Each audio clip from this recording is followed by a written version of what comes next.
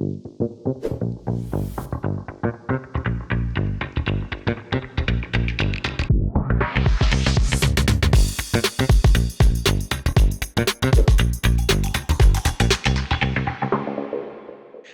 I'm Rahul. I work as an engineering manager at Kmart.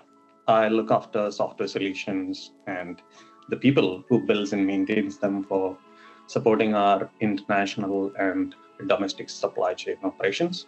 So everything that handles sea, air, or land freight, and also our warehouse management capabilities. What's the one piece of career advice that you wish someone had given you when you were starting out? This might be a little cultural as well, where I come from. At times I think of it like that. And that would be you don't have to follow one linear career path. And if you're willing, you can alter the course of your career at any time you wish.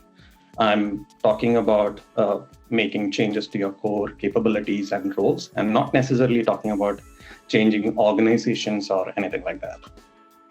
If it was not for believing in it, I wouldn't have made a late change to supply chain after spending close to a decade in banking. Or I was at QA before, and then I kind of moved to architecture and all that. So I truly believe in that. Just trusting on your sort of incidental learning might not take you there though, unless you are super lucky and have an organization where it kind of promotes all the great culture and you are surrounded by great people as well. Those learnings have its own place. I believe it is required for doing justice to your current role, and some of the learnings are even transferable. But you do need to bring in learnings prescribed outside your general career path of sort to make that pivot. You need to back yourselves and at times fight those moments of self-doubt and the imposter syndrome. And many times you need to explicitly ask for the change as well. And my take on it is that whether your criteria of success is fully met or not, you still get to learn a few interesting things and get new perspectives to look at things. And if you kind of end up being effective in your role, then there is also that sense of achievement coming from a solid outcome sort of delivered. Can you share a pivotal moment in your career journey that made a significant impact? First, when I thought of the question, I was about to say me traveling to Australia was the pivotal moment, but it's not just that. For sure, coming over here kind of opened a lot of horizons for me. But mainly what it did was put me on a better path of working on my people leadership skills and engineering management skills. I would probably say that was the pivotal moment. Especially at early part of my career, I was very happy where I was. I was happy to stay at the place where I started my career as well. At some point in time, after realizing I can make some changes to my career, I kind of asked for a role over here and ended up traveling. And I was put in front of people and situations I thought I would never handle. But definitely having a good mentor to help was great for me. And a bit of incidental learning happened there too. But that role kind of gave me a sense of achievement because I was very close to the action and some great friends and probably the confidence to stay back and push the envelope a little further as well.